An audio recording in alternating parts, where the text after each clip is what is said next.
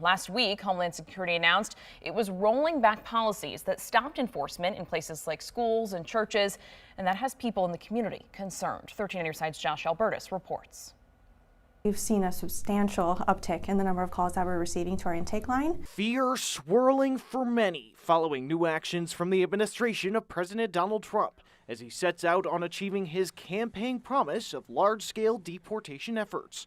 The Department of Homeland Security announcing last week it would rescind guidelines that had halted enforcement in or near what had been considered sensitive areas.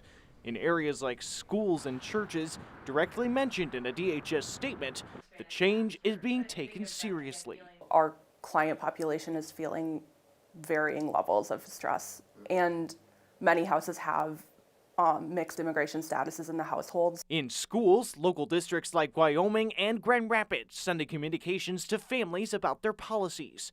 At GRPS, staff are directed to only allow agents further into the building with an employee escort and a signed warrant.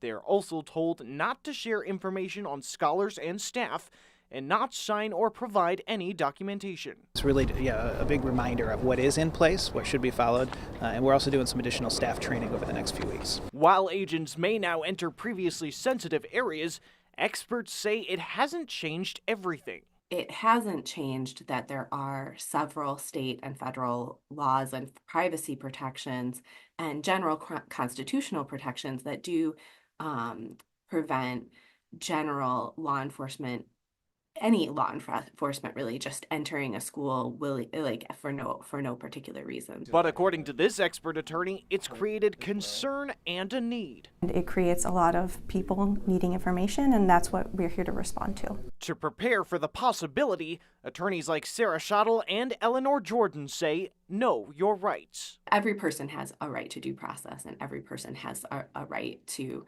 remain silent in the face of questions. Anyone who needs an interpreter has the right to an interpreter. Anyone who has immigration authorities come to their door should know that they have the right not to open the door unless there is a warrant signed by a judge.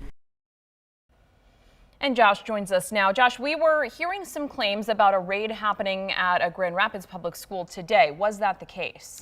Julia, those claims were in regard to Ottawa Hills High School. When we asked this afternoon whether that had happened as of just before 1:30 this afternoon, a district spokesperson told us that had not happened. The school official you heard from there also telling me these policies are really just existing visitor protocol.